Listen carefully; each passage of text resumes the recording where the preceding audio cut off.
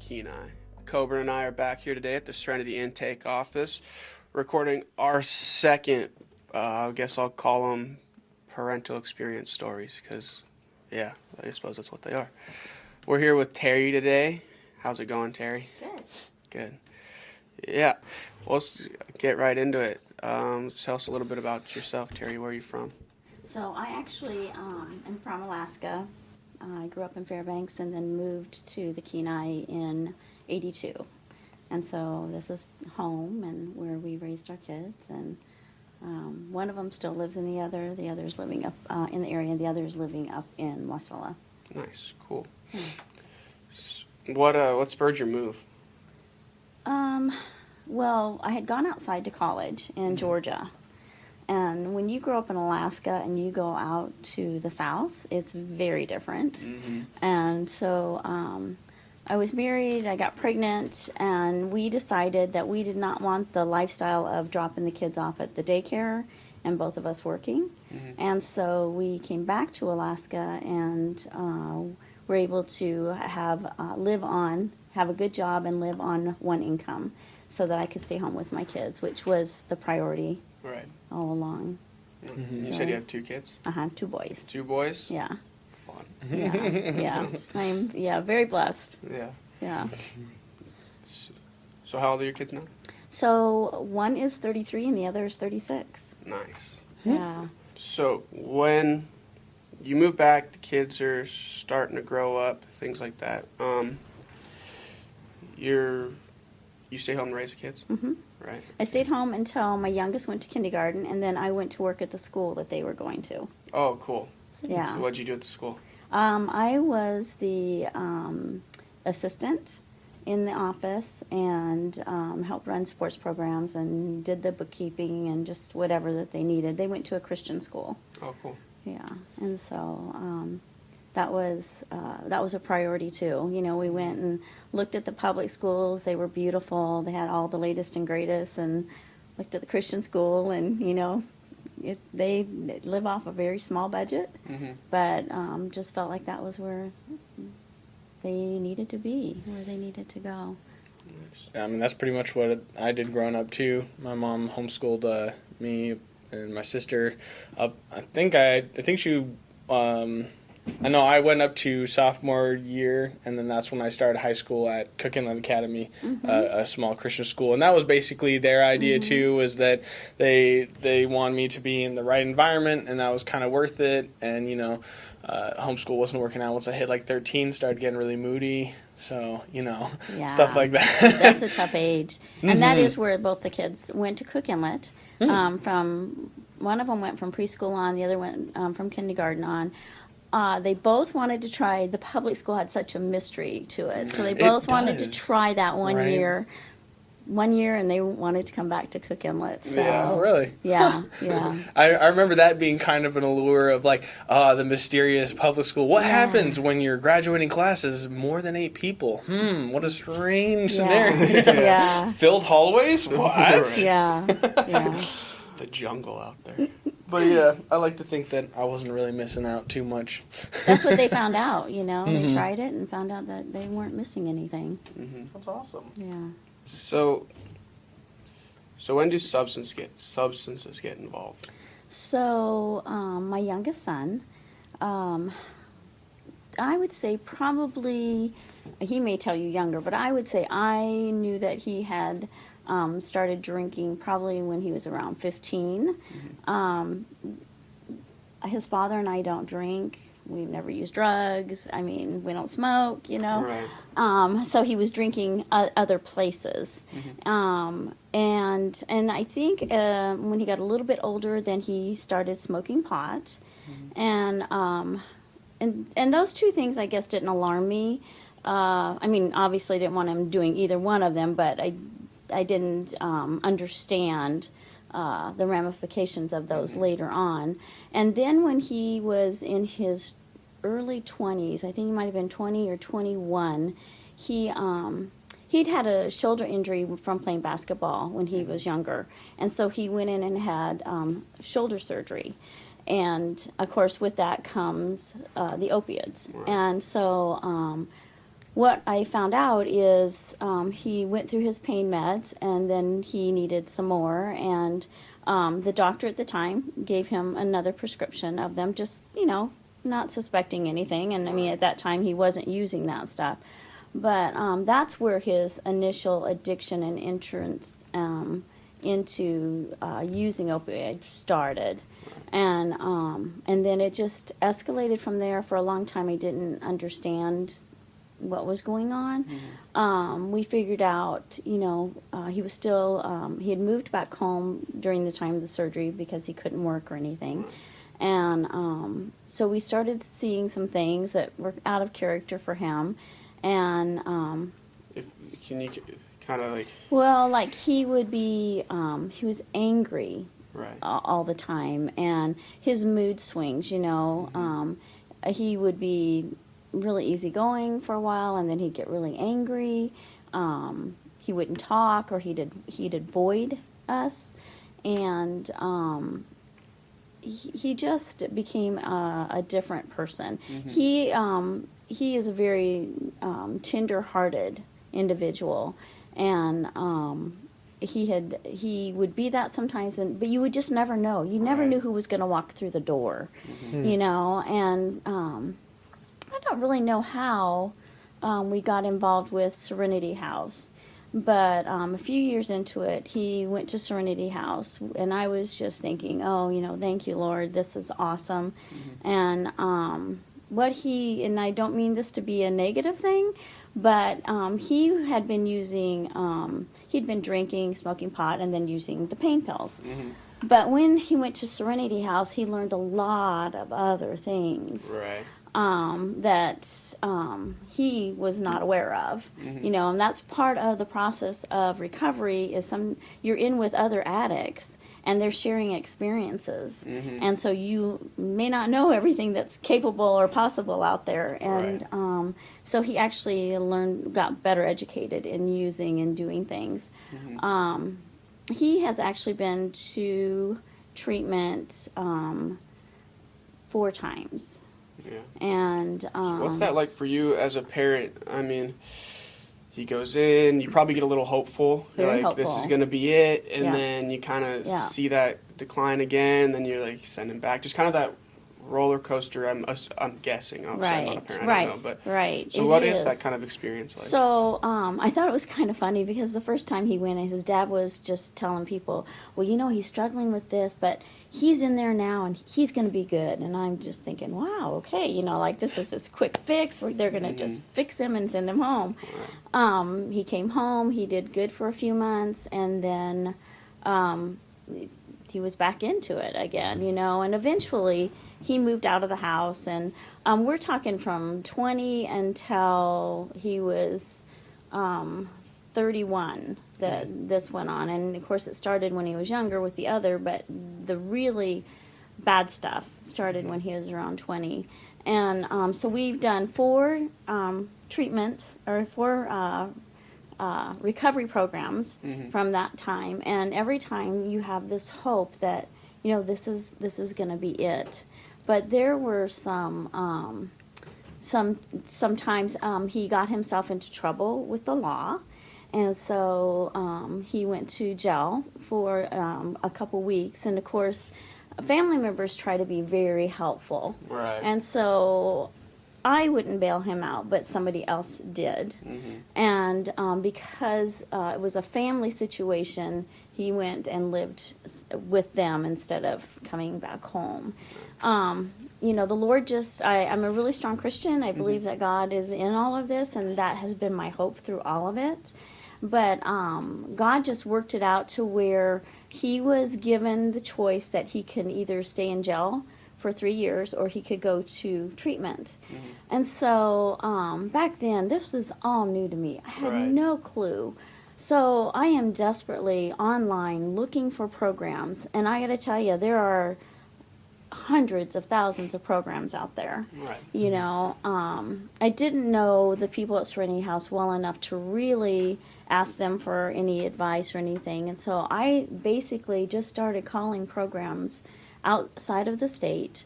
I found one in Arizona, and it was $25,000 a month. And our insurance would pay some of that, but they required you pay it up front. So we had to come up with $25,000 to send him out there. And we made that happen. I mean, this is our child. You will do anything for your child. Yeah. And so we made that happen. He went out there. It was in Arizona. And he had a great counselor. She was wonderful. He had been told somewhere along our path that he had ADHD. So they put him on Adderall, which I don't know if you're familiar with Adderall. Yeah. But it's meth. I mean, it's speed. You know, it's the kind of stuff that. It's certainly similar. Yes. I don't know if it's exactly the same. No, I'm not thing. saying because obviously meth is made out of a lot of different things, but Right. It's a big, but it's a heavy basically stimulant for sure. what it is. He told me, he goes, Mom, this is I don't need drugs. This is basically, you know, the Adderall is just like the speed, and so. When he went down there, they said, well, we really don't allow people to come in on this, but we'll taper him off of it. Right. And so they did, and he was down there he was in the program for 4 months, which was required by the court, so he Right. finished it, you know, right to the, and then he left a few days after. What's that 4 months like for you? Are you guys talking at this? All are the you time, yeah, communicating? and Have- so his counselor, we had at least once a week phone call with the counselor, and then he would call me, you know, at other times when he could. We would correspond through letters. I went down there 3 or 4 times to see him. He moved into a house, a sober living house, and that lasted for about a month, and then he slowly ended back up where he started from. And so he called me right before Christmas one year and said, could he come home? And so, of course, we made that happen because we wanted him home. We were. Is he still sober at this point? No, No. he is. He's trying, but he is not. And so he came home, and I think he came and worked with some of the folks at Serenity House, and you know, did fine for a while, and he eventually ended up back outside, living in California, and he lived in Washington. And one of the things he was telling me in Washington is that he was able to grow pot and make a living off of that, you know. And he was very independent. He was very angry. You know, nobody grows up in a perfect home. I didn't have the perfect home for my kids. You know, there were things, and so I think kids have to grow up and kind of work through some of the things at home. And I think that's kind of what he was doing, but then this drug thing was in the middle of it. Right. And I, in some of these things, you know, I may have out of step, but just things that come to mind. When he came back, he stayed for a while, then he went back outside, and he called me one day, and he was just, the things he was saying were just like, seriously? I mean, I was scared to death what he was telling me, you know. I didn't understand that he was on something when he was Right. telling me this Yeah. stuff, right?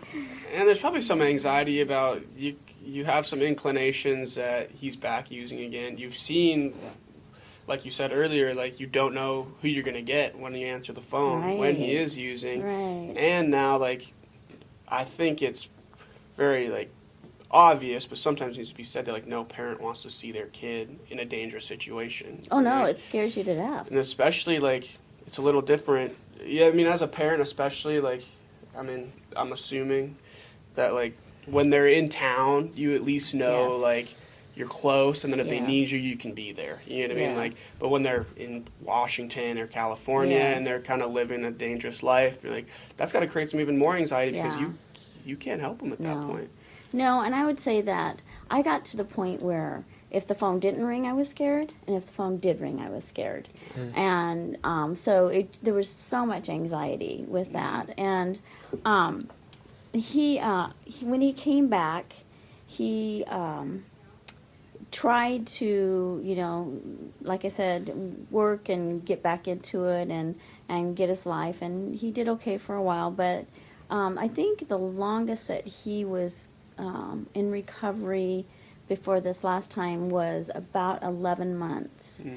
And during that time, he had come back from Arizona, and he had finally kind of gotten, ahead of things, and then he had left, and then he came back again. He kept coming back to Alaska, which I don't think he really wanted to live here, because he doesn't like the darkness or the cold, but Right. he just kept coming back, And I think that the last time before he went into treatment, he had tried Serenity House. I mean, the people at Serenity House are amazing people.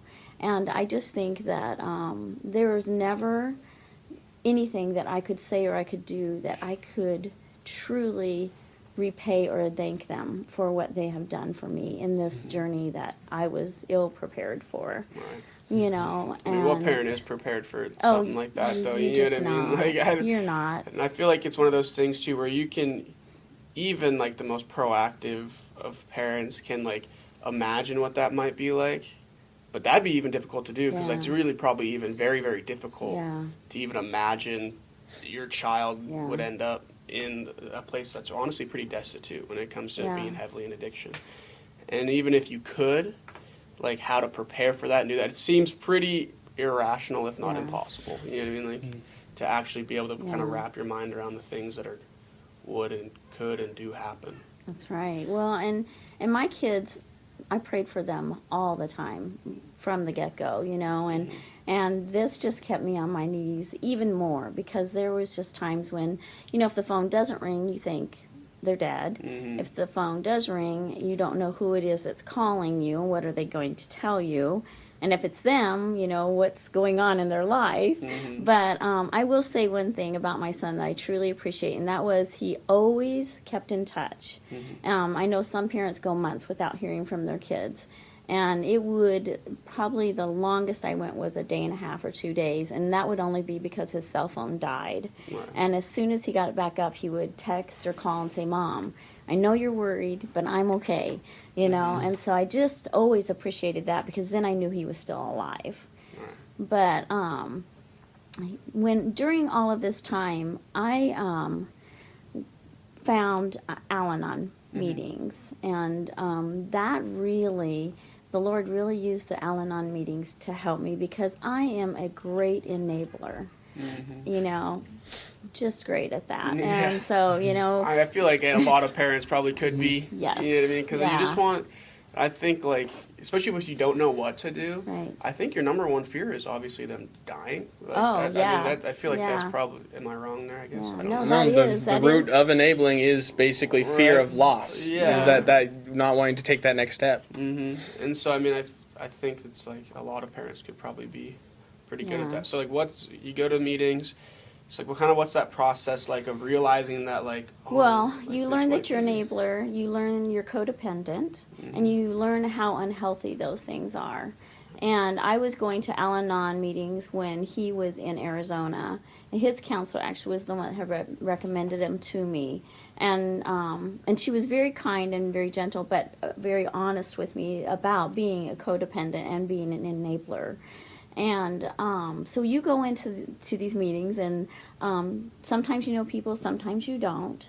But everybody is there for the same reason. We need the support, and we need to work that program. Really, he was not an alcoholic as much as he was an addict.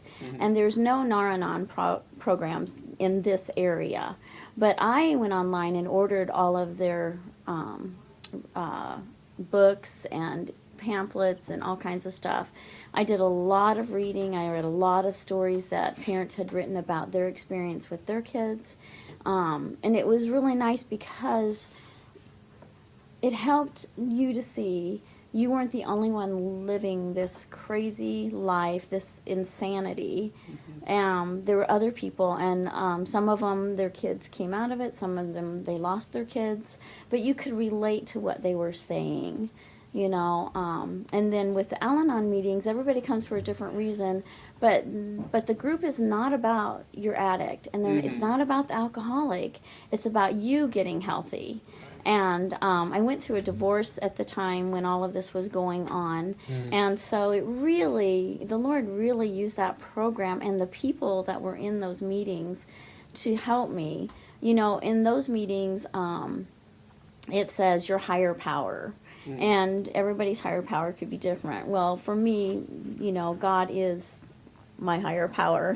And so, that whenever I said anything, I talked about the Lord and about God. And I honestly think that I would not have been able to make it through all that I did if it wasn't for the Al-Anon program. That really going and talking for an hour and a half, to people that, and then hearing what they were going through. There's times you're like, wow, I guess I don't have it as, as bad, right? But that support is priceless, and it definitely has made a difference in my life, and it helped me to start to get healthier to where I wasn't all consumed.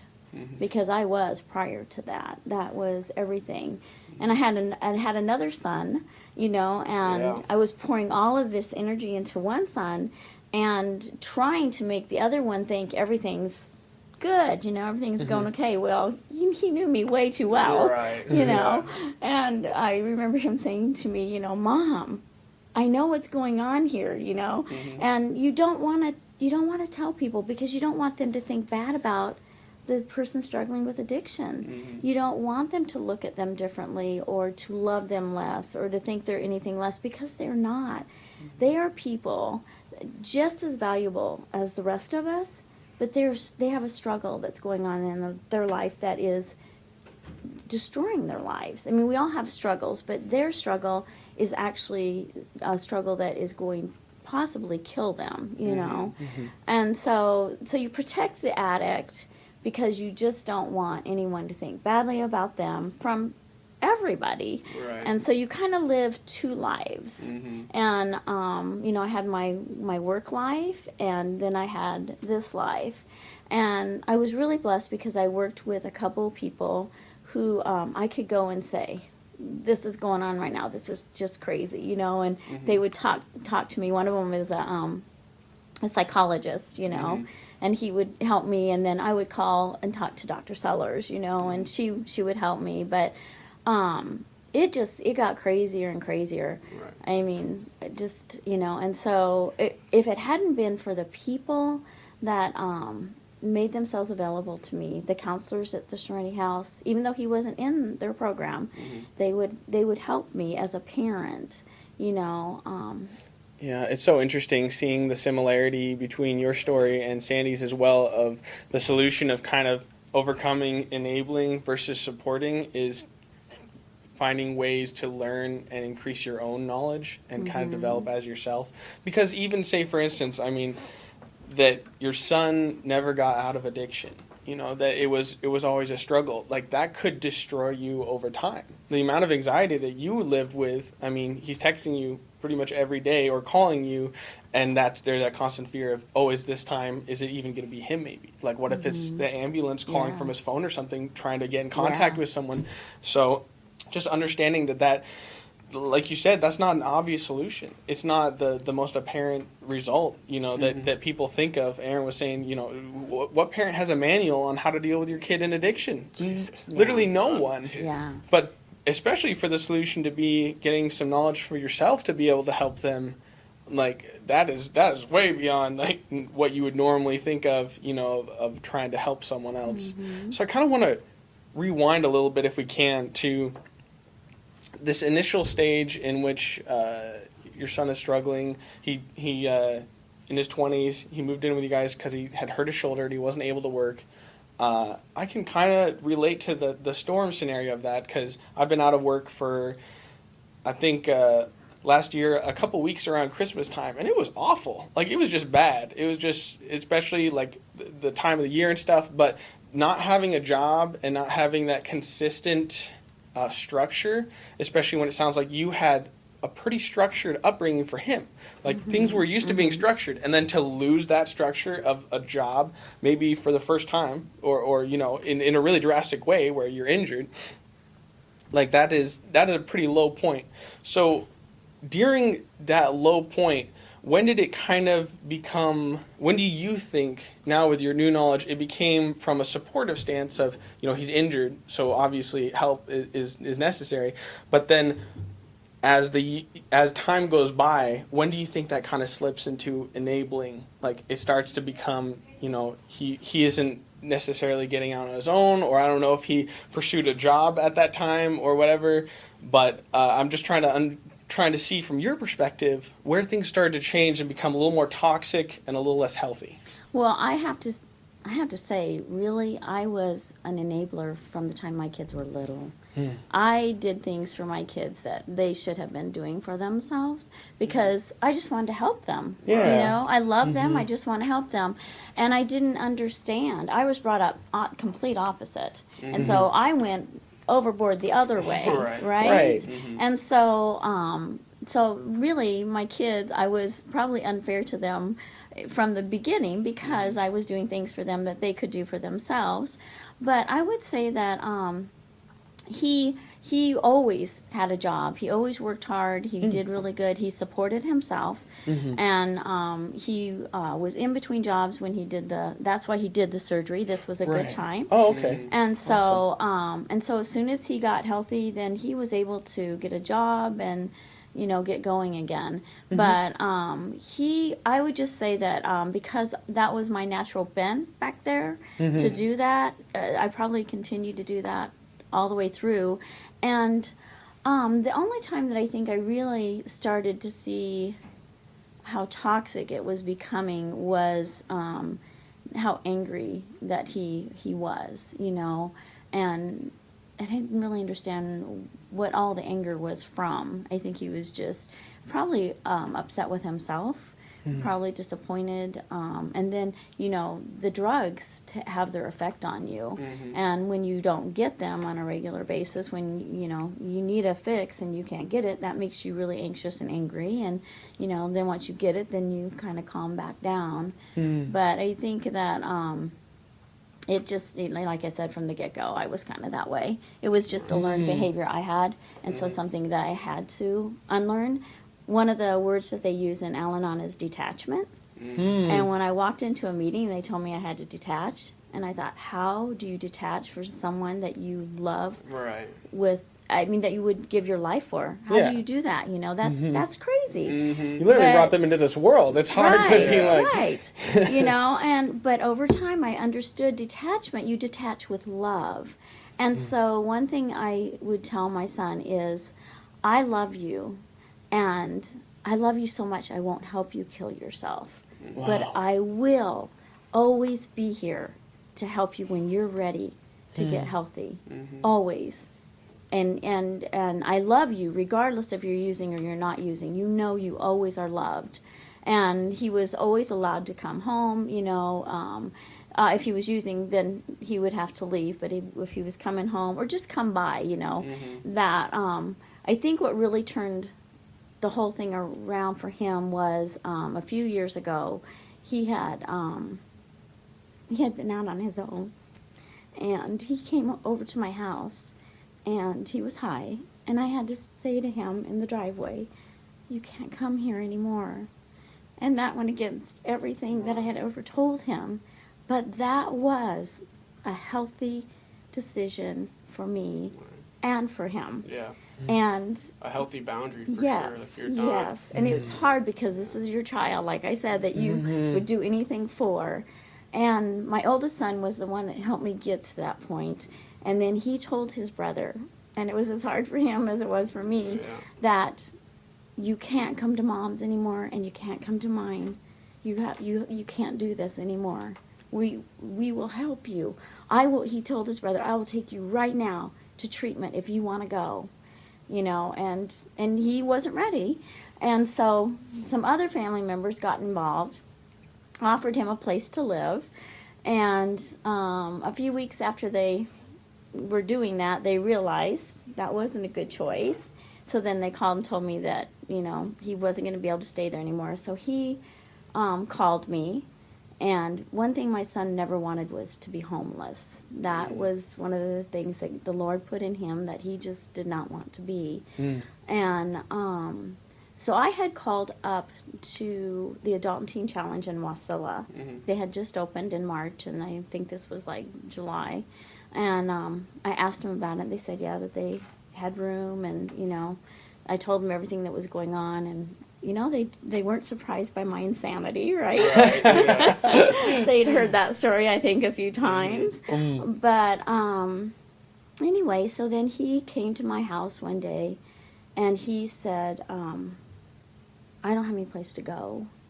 And I said, well, you can't stay here. And he goes, Mom, I need help. And I gave him the phone number, and he called them, and then they arranged for him to come up there.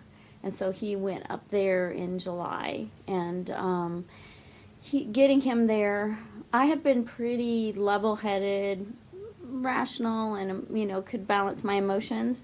But I have to tell you, once this was on the schedule, he continued to use, and he was living at my home.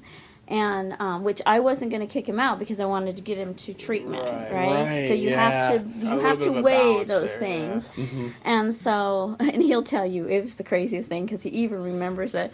But on the way to the airport, he had to go get his last fix, right? I'm waiting for him to get home because we've got to get to the airport, and he's running late, and I'm thinking he's going to miss the plane, and I am just about to lose it. So I get him in the car, and we're racing off, and I am just going off on him. And he later said to me, wow, Mom, you were really, I've never seen you like that. And I said, all I could see was we were going to miss that plane, and you weren't going to go in, and the cycle was going to continue, you know. And there were times when he would come to my house. He didn't live at my house, but he would come to my house. He'd park in his car, and I'd be so worried about him. I'd be at work, and I'd be so afraid of him overdosing. I would leave work, go check on him, make sure he was breathing, you know, and then come back to work and go do that. I mean, that was just like, I had to do that. So all these scenarios are going back in my mind as we're racing to get to this airplane, right? I don't want to live like this anymore. Anyway, he has now got over 3 years in recovery. Wow, awesome. And it was the Adult and Teen Challenge program. It's a year-long program. It's faith-based. He grew up in a home that loved the Lord, but that does, you know, God doesn't have grandchildren. And you have to come to him on your own. And through that program, he rededicated his life to the Lord. And that is what changed him. You know, a lot of programs say relapse is inevitable. It's not. And I don't want parents to think that it is. For my family and for my son, God was the answer to this. I think we have a lot of people out there using drugs that are people who love the Lord, and it is just a battle. You know, it doesn't mean they're not good people. It means they have a battle going on for their lives. And so I will forever be indebted for everybody that has helped me along that journey. And I know, you know, there was times when I would just tell the Lord, I had to come to the point where I had to say, okay, if you're going to take him, you're going to take him. And I know you're going to give me what I need to be able to handle that. You know, he doesn't give us what we need beforehand. He gives it to us when we need it. And I had to surrender that. I think that was the biggest thing for me, is being able to surrender my child to the Lord and whatever he would allow into his life, you know, based on the choices my son was making. And I just, I never in my life thought he would make it at Adult and Teen Challenge. I gave him 2 weeks, you know, to go, because he went up there high, so he had to detox without anything. That's interesting. So, like, what's the difference between, it's like you said, like, the first time he goes to treatment, you're like, oh, it's this quick fix, and he's going to come back, and he's going to be great. And now, like, he's going to a year-long program, and Mom's like, I give him 2 weeks. Like, yeah. like, Yeah. At this, because, I mean, it's not that, like, that's even irrational, because it's like, you've gone through this so many times. Yeah. At some point, you like, I think you stay hopeful. I mean, tell me if I'm wrong. I think you stay hopeful, yes. but in the back of your mind, like, you're a little less naive at this point. I don't even know if that's a good word, but a little more, like, just educated on the situation. I was just how potent and strong You are. like an addiction Yes. really is. I think you know? that's exactly right. I think that in the beginning you're very naive, and you just think that this is an easy fix. Mm-hmm. You don't realize what it does to their brain. You don't realize what it does to their lives, and to your life, and to every family member's life. But he went up there, and I gave it 2 weeks, and I got a phone call, and he had wanted to leave. And the gentleman on the phone, he said to me, I think if you don't give in, I think we have a chance.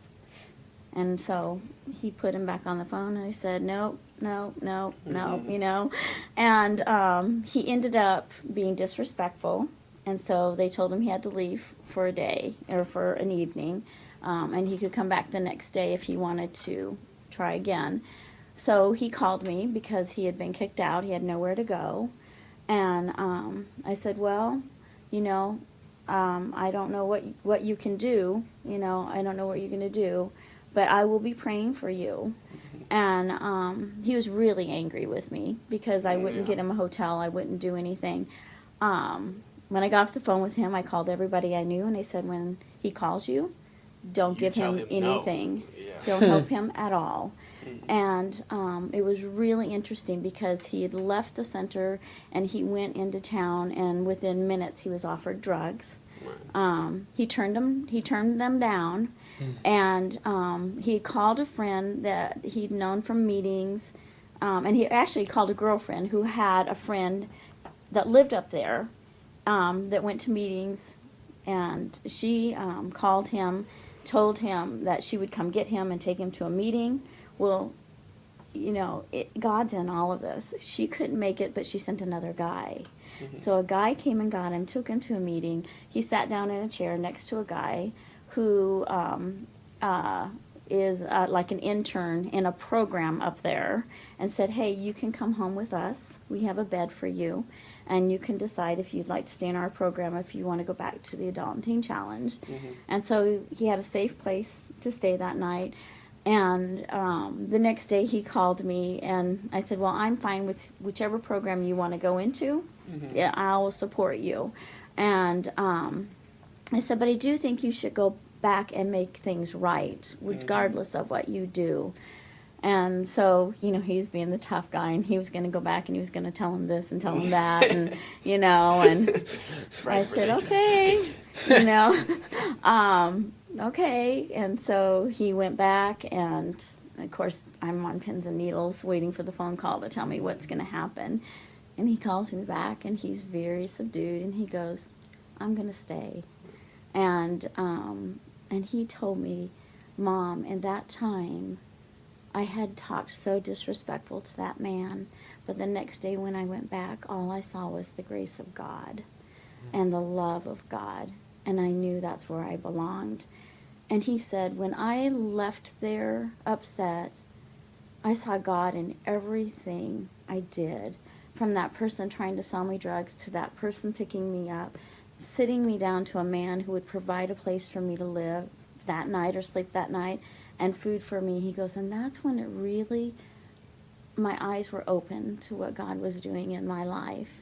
And from then on, I mean, it's hard to be in a year-long program. It's all men. It's not a man and woman center. They have a women's center, but they're separated. And it was hard, you know, but he did it, and he worked as an intern for them for about a little over a year, and he is back to work now, and really his calling is to just make disciples for Christ. And so wherever he works and the men he works with, you know, he is really trying to be a witness. He shares his story openly. He's given his testimony in different places, and you know, while this has been a very painful thing, I wouldn't trade it for anything because of the outcome, that my son is walking closely with the Lord. And that is priceless, because that's all I ever really wanted for both my kids, is to have a relationship with God. Because this world, for me, is temporary. This isn't our home. And I want to make sure that they're going to be with me in heaven, someday, you know. And so really that is what all of this has been about. I think there was a battle for my son's soul, and thank God he won that battle, you know. So did you ever have the opportunity to talk to your son about the steps that you kind of went through? I mean, I'm just really curious of kind of narrowing down the impact of enabling versus supporting. Like really seeing why. Why does it turn it around so much? Because it seems like, you know, he's getting supported elsewhere technically, you know, because he did find a place to stay, Right. but that was totally different than the kind of, I guess, safety net, more or less, of knowing that, oh, well, if things go really bad or I just want to do this, then I can go here, and that's a safe place. Did you ever discuss that with him? Like, So when he graduated up there, they get to do give like a, I don't know, it's kind of like a testimony. And he said that when he entered their doors, he had no one. His family had finally decided enough was enough. He said, I had done in all of the relationships I had that nobody was willing anymore to pick up those pieces. And that is why he stayed where he was, because he realized there was no place else to go.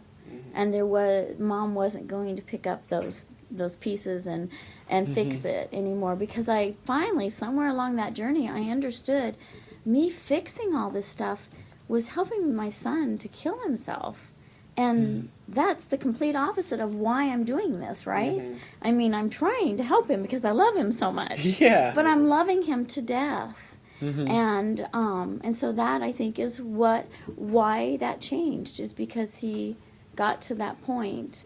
And he'll be the first to tell you that he knows, you know, along the way, I've had people tell me that work in that world that most addicts don't have the family support that he had, and a parent that stood by them like I stood by him.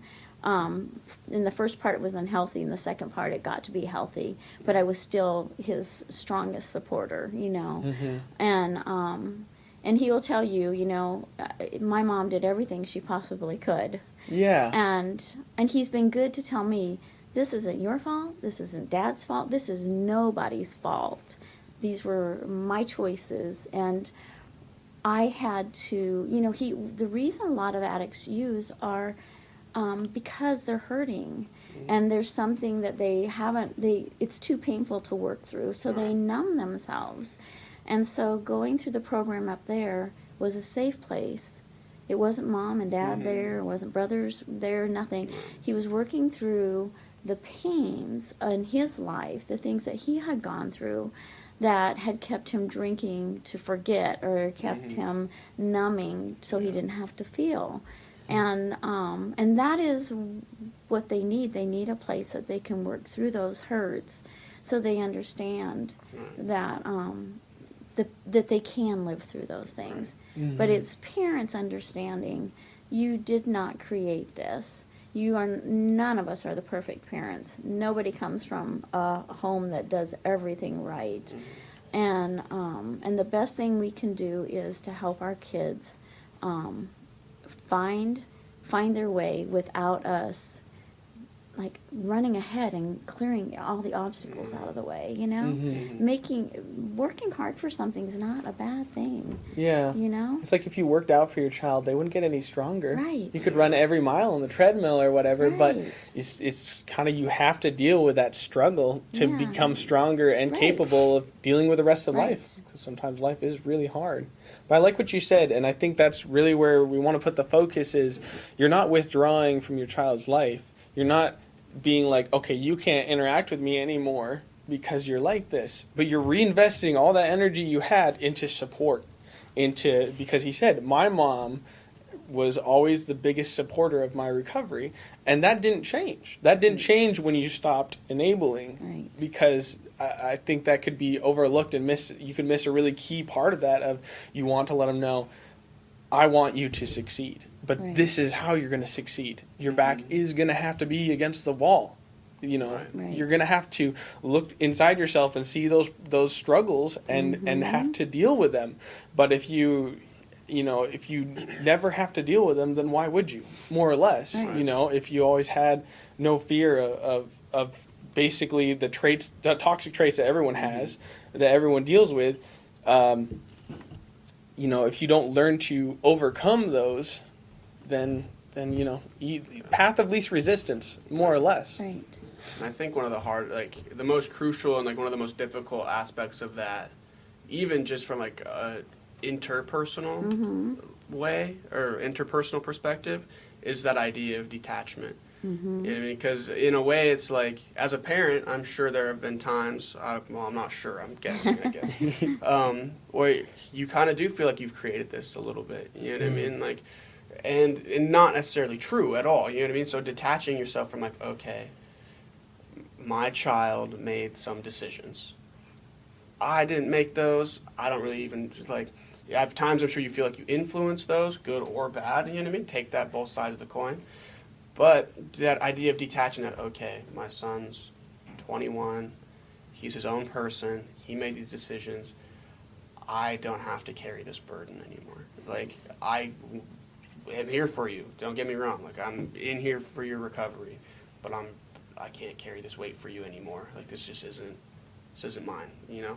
And I think that's kind of one of those things too, like as a kid, especially with people who like with addictive tendencies, where you're kind of, you use these things because you don't want to carry these burdens. You know what I mean? So you put them on other people, you put them on substances, you put them on all these things that are unhealthy. And then you kind of like have to, like you said, and imagine from his perspective too, you're like in your mom's driveway, she's always let you come in, stay the night if you need to, and all of a sudden like, here's this burden, boom, you're like, wow, like, okay, so you have a couple options, like either you go and you keep the support that you have over here, but you got to do these things, or you go this way and you most likely are going to die. Or in reality, you know what I mean? Maybe not be today or tomorrow, but there's not a lot. I don't know. There's an old saying, like from a circle that I used to run with, I guess. But like, there's not a ton of 50-year-old drug addicts and drug dealers because most of them are dead or in jail. Like there's like a lot. You don't see a lot of them on the street, and so I mean, it is. That's like one of those things where when you detach, you like kind of have to make them their own person. Like I just feel like that's so hard for parents. Like it's hard for human beings that love people. Right. You know what I mean? Like when you talk about being a part of somebody's life, Right. you know what I mean? Well, there is just as much a part of yours at that point. Oh my gosh. Well, they say that a parent is as happy as their least happy child. and I think that is very true. When my kids are happy and life is going well for them, man, my heart is just light, right? Right. And I have to tell you, this is just such a crazy, crazy journey. You first of all, when this all happens, you take responsibility. You think, what did I do wrong? What could I have done differently? And I think that's kind of a part, like we have talked about before, is like there's a stigma that comes with addiction. I mean, whether it's getting better, I believe it is getting better, but it's not gone. It's we're still talking very about much it more present. now. Yeah, I mean, we're taking steps, I guess. Right. That's probably a decent way to put it. We're taking steps towards actually addressing it. Right. But I think one that we haven't taken a ton of steps towards, and may not even, like a lot of people might even realize, that's even just becoming kind of pretty new to me, is the stigma we put on parents of people who suffer with addiction. It is, like, I think society, but people do kind of look at the parent and be like, well, what did you do wrong? You know what I mean? Like, and even as the more we address stigma, we're like, we are realizing that it comes from a lot of struggle and trauma. Or like, well, where did the trauma come from? And I think the first place people look is parents, which isn't always, sometimes isn't true. Right. Take it for what it is. But I think it's kind of this weird, like, double-edged coin, where we're not necessarily like, people are trying to place blame somewhere for things that have occurred, when really there's nowhere to be blamed to be placed. Yeah. And it doesn't make sense. And so there has to be an answer to why this kid did this. Right. So they look at the parents first. And I think that we are talking about it a lot more. I mean, even our president has acknowledged, we have this epidemic. Addicts are dying, and these are valuable people. Talk about such a difference. So when this all first started, I always worried, I just didn't want him to end up in jail. I just did not want that. I thought that was horrible. And he did, but it was just short time, and he's out of it. So just always pray that that wouldn't happen. And then fast forward 3 or 4 years, and I'm praying, please let him get in jail. Let him be put in jail.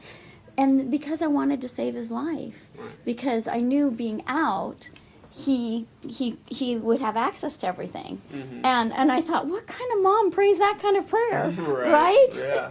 But that is the reality of what a parent goes through with a kid struggling with addiction. You are on a roller coaster. None of this is familiar, and you do go back and blame yourself, and that's why the Al-Anon meetings for me were great, because it helped me to realize I was not to blame for this, and my son was so good to always tell me that, and he always understood he was so good about understanding when I would set boundaries, even though he didn't maybe like them.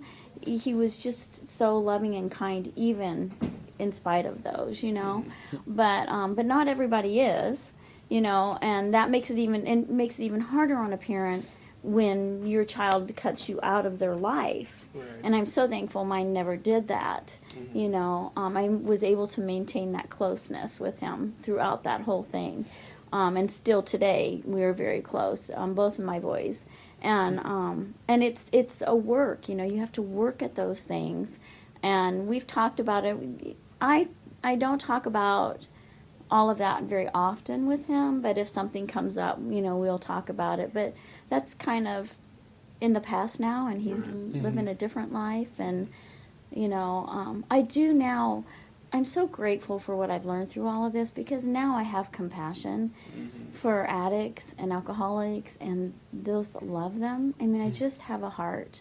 I order a bunch of the Nar-Anon books and stuff, and behavioral health office knows that they can always have anybody who wants to talk can call me, and I'll meet with parents and I'll talk with them. I give them the stuff that the books and stuff that have helped me. There's no one way that's the right way for any parent. One thing I've always told folks when I've met with them is, they ask for advice, and I can't give advice. I can say, this is how I did it, but whatever you do, make sure the decision you make, you can live with the outcome. So don't let somebody tell you, don't let your addict in your house. Because you know what? If they died when you did that because somebody else told you to, you'll never forgive yourself. It has to be that you felt that was the right thing, and don't let anybody else help you make those decisions. Because there's just none of us have that wisdom, and that's important. No one's got the playbook.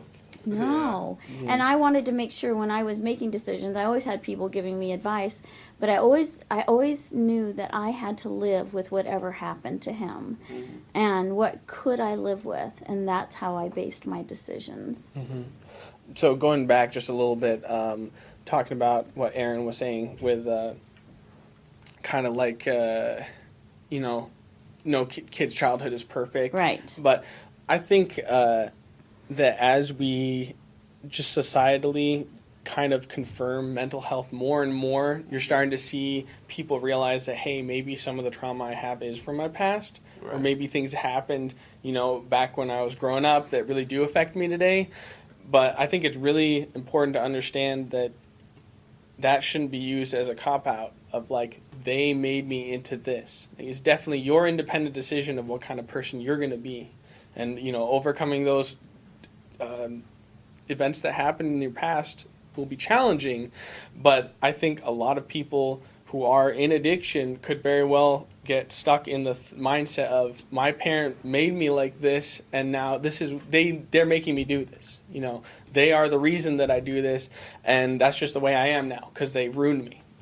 But there is help for everyone. There is a way. I believe there is a resource that, regardless of what your past was like, that you can make your future into something that you want. You're right. They're not stuck in addiction. I think they have to own it, like you're saying. They can't have put it on somebody else, and it's not until they own it that there's hope for them turning something around. Mm-hmm. You know, if they can always blame, you know, their family or their boss or whoever, whatever circumstance, if they always blame that, they'll never get healthy. Mm, Because you have to own that. You have to take responsibility for your choices, definitely. you know. And I think a part of that too is, I mean, like being able to find, because I think the hard part about that is the fact that, like, not necessarily the fact, but the thought that, like, some of that stuff, like, being able to work through that stuff is a learned skill. You know what I mean? Mhm. Like, especially, like, if things aren't portrayed to you, like, you know, people, especially with people whose parents have addictive tendencies and personalities, you know, and things like that, you kind of learn these coping mechanisms that kind of propels. And I think, like, because we talked to a guy yesterday during a recovery story, he's like, you know, I still have some resentments towards this family member or that family member, you know, but I'm working through that now. And so I think for some people it just takes a little more time and a little intervention, like with a counselor or something. I think that's the biggest thing for people who are struggling with public health, and that's like another stigma that we're starting to address too, is that, like, it's okay, you know, to ask for help. Like, even your psychologist probably needs to see a psychologist. I mean, like, it just Right. helps. It probably Right. just helps to have somebody to talk to and who knows what you're talking about and knows you, you know, and can kind of, when needed, call you on your stuff, and when needed, like, you know, support you in some things that are healthy, and like really know what healthy is. Because I think it's like how do you know? Like, how do you know what healthy is if you've never seen anything that's healthy? Right. Yeah, and so, like, I think we're kind of all coming around to this. Like, it's just as a species, I guess, you know, but I think that is too. Like, sometimes all people really need from us as just a community is a little, like, okay, a little bit of understanding, you know, that, like, okay, here's this resource. You know what I mean? Like, you see somebody that's in addiction, I don't think we drive down the street and be like, well, that's a junkie, you know, and like, he did this, it's his fault. And to an extent, you know what I mean? Just a little more compassion, you know, like Right. with people, you know, like some people haven't had all the opportunity to, like, to actually see a counselor. Right. And especially now, like with our service provider shortage that we are Right. having, I think now more than ever is a good time to just kind of display a little bit of compassion to some people. And you know, it is tough drawing that line. You know what I mean? Where does compassion turn to enabling? You know, and when, like, Right. when is there a time to draw some tough love? And I think Right. I think that's something that, like, that's a question you kind of gotta talk to with your higher power or with you know, whoever it is you go to for advice, and not necessarily taking that wholeheartedly, but you know, taking what they have to say versus how you're feeling, and kind of really think some things through. You know. Like, Well, and I think that for parents to be able to distinguish between enabling and being healthy and setting boundaries, for me, again, the Al-Anon programs helped me to understand the difference. They have a book, and I think there's 12 steps. I'm not even sure, but boy, I'll tell you what, it just it was like a light turned on for me when I started getting into that and understanding what I had been doing, and again, not owning his problems or his choices, Right. because in the beginning I did, you know, but then learning the healthiest thing I can do for him is to have those boundaries, Right. you know, and he even told me he noticed the change, you know, and that it was a good thing. It was what he needed. You know, because otherwise we would have stayed in that unhealthy cycle Right. till who knows when, you know. And so I think really for parents, get healthy, love your kids. Sometimes we have to love them from a distance, Right. you know, but I think it's always important to let your kids know they are valued and they are loved. And they have an addiction. That doesn't make them a bad person. You know, and I understand that there's bad behaviors that come under the influence of drugs and alcohol, but the behavior is not the person, and to be able to separate those out, I think, is important. And like you said, I mean, not everybody has had all the opportunities. Right. I mean, there are people that grow up and their parents are addicts. or their grandparents, and so they don't know what normal looks like, Right. and so that's a good point. And I think just as a community, being even, not like, I'm not saying everyone has to go out and like get psychology degrees, you know what I No. mean? But like just kind of knowing that like there are some supports in our community, and maybe just like, oh, I've heard of, the hospital has a behavioral health department, and like you should look them up. You know what I mean? Just a little something in the back pocket to kind of be like, if you do run it, like you see one with a family member or a loved one, you know what I mean? To kind of just be like, oh, this might help. You know what I mean? Just be kind of at least like on the surface, somewhat knowledgeable about some of the resources that are available in our community. Right, because you feel so isolated. Mhm. And I'll tell you, between back when that started and where we're at now, there's a lot more resources. I mean, it's out in the open now, Right. And so there's so many resources on the internet.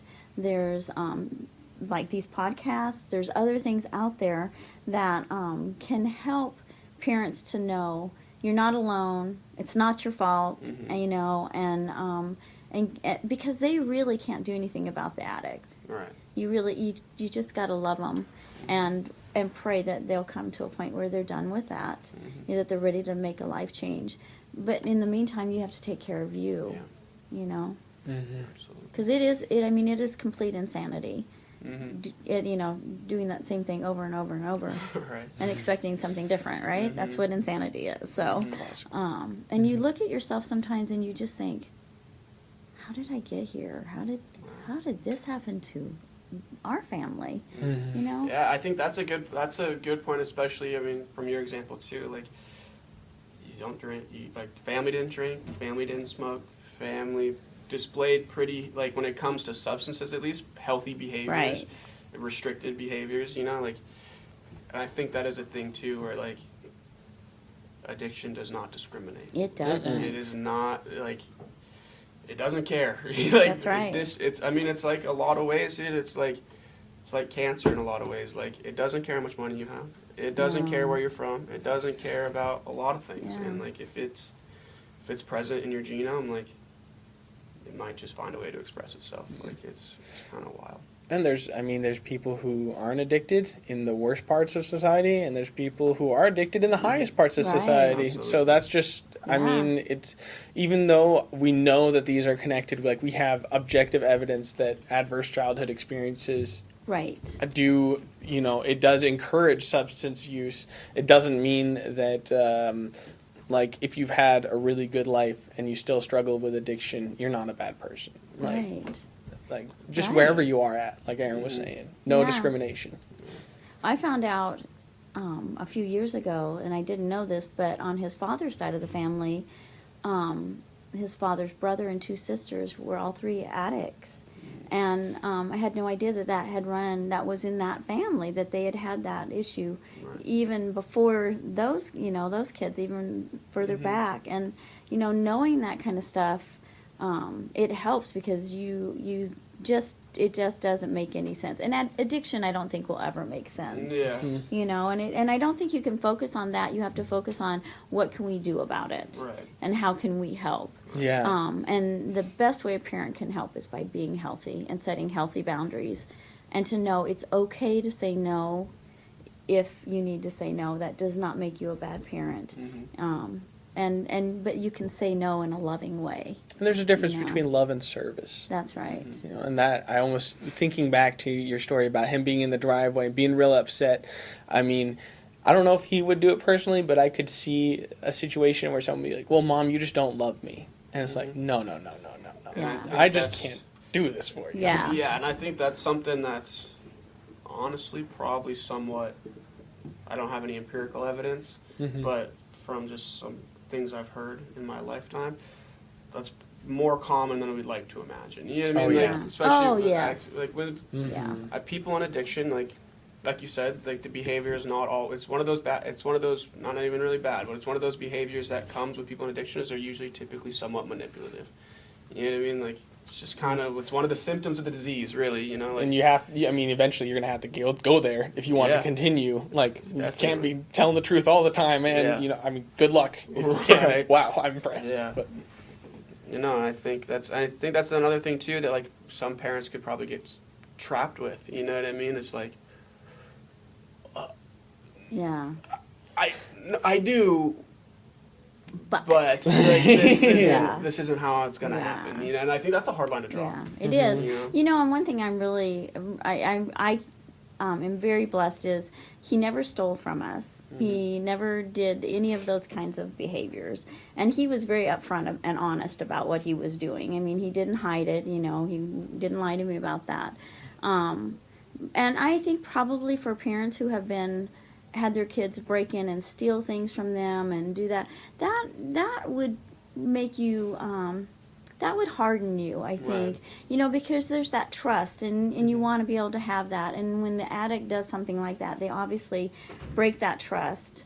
And I think that it's hard to get that back. And so I just think that I can see how some parents get to the point where they just want them to just completely stay away. You know, my reason for him to stay away was because he was using and he couldn't be at my house doing that. Right. You know, and it just, like I said, you never know as a parent what you might do or might not do, that they'll decide they're done. You know, they want to do something different. But it wasn't me. It was Yeah. that I drew a healthy boundary, and that was his response. But it was not me that made him make that choice. You know. And knowing now that what happened is way different than where you were at back then. Right. You didn't know he could have, ended Oh, up yeah. cutting himself off from you, could have died. There's all these different scenarios. And now we know that it worked out. But at that Right. time, you were just taking a step Right. into the unknown. Totally sure this was the right decision to make, Yeah. but wow, that must have been extremely stressful. Yeah, that I will say that was the hardest thing I've ever done in my life. Was that right there, you know? And I still with you guys, I get emotional when I think about that, because no parent wants to say that to their child, and they may be 20 years old, but let me tell you what, that's still my child. Yeah. You know. And you want them to know your love is unconditional. Right. But this isn't love. No. That's not what it's about. You can still have Exactly. the unconditional Yes. love, because the love hasn't gone down. Yes. It's just what you're willing to do Right. to keep them healthy. It's learning Or to what help. love really is. And, Absolutely. you know, people talk about tough love, and I don't think you have to be mean, but I do think that you have to love them enough to make those hard choices. I think tough love's more tough on the parent. You know, It is. in a lot of ways. You know what I mean? Like, it's hard. I Yeah. just don't feel like a lot of parents really want to tell their kids no, or like you can't stay here. Like, Yeah. because I think. Who wants their kid to be homeless? Yeah, humans are smart. They know if they don't give them a place to stay, like they're probably not going to have very many places to stay. Right. Yeah. You know, so Right. like, Well, it's that balance Man. too, because there's you have the willing to enable, willing to go all the way, and then you have people like, oh, is that who you are? Well, you're a piece of garbage, and Right. I never Yeah, want yeah. to see you. You know, so it's definitely that there's those two extremes, but yeah, I can definitely see how both can be harmful in their own way. absolutely. Yeah, yeah, it is. It is a tough road for parents. I'm obviously very thankful for where he's at now, but I have not forgotten that road. Right. And like I said, I'm thankful because it's made me compassionate. And when I see somebody somewhere, I always say a prayer if for them. That's somebody's son, brother, husband, or that's somebody's daughter or mom. I mean, those are people that matter, and we need to remember that. We need to not judge them, but pray for them, you know, because they're hurting. I don't know anybody who wakes up and says, I want to be an addict today, you know. Right. I just don't think that's what happens. And that view of compassion just for each person. I know I feel like I've been desensitized to the random stranger more or less. I mean, I feel like as a society, you watch all these spectacles and stuff of people being an idiot on YouTube or something, and it's not that it just kind of dehumanizes them. Like they're kind of entertainment, or they're kind of the background. But then you forget, like you said, that they're somebody's daughter, that they're somebody's, brother, or that we're all kind of connected, and that really that compassion and wanting to help your fellow man is what can make a community really tight knit and really extremely awesome place to live, I believe. But that's definitely something you have to overcome, especially in Alaska, where people are usually pretty friendly to me, at least. And or they just ignore me because they're doing their own thing. But I think the more we can see the people in our community as people and not just part of the scenery. Right. Exactly. The more Those other things that live and breathe. Yeah, right? Yeah. And we all need each other, whether we admit it or not, and I think it's good that you guys are doing a podcast from the parents' perspective, because there's a lot of hurting parents out there that are beating themselves up, and they shouldn't be. I know that they are, but they shouldn't be, because our kids make decisions, and we can help them make decisions up to a certain age, and then you have to let them go and let them make their own. And as much as you love them, you just can't own their choices. Absolutely. And you can learn all about that at the Al-Anon meetings. I don't think we're allowed to shout out exactly when they're at, but you can find them online. Right? Yeah. You can just Google Al-Anon. I'm pretty sure. I think so. That's how I found it. Yeah. And set yourself up with some meetings. Yeah. And you can also Google Naranon if you want to. They have a lot of really good paper pamphlets about. They have one about the addict in the family. They have books. They have just all kinds of resources out there, and then you can always call the behavioral health office, because these people really care. They are there not just for the addicts; they are there for the family too, and will help you to find some resources. If there's anybody listening that would like to reach out to the behavioral health department and either just seeking some other thoughts and perspectives or whatever it may be, getting set up with services for yourself or setting up services for whoever it may be, a loved one, that number is 907-714-4521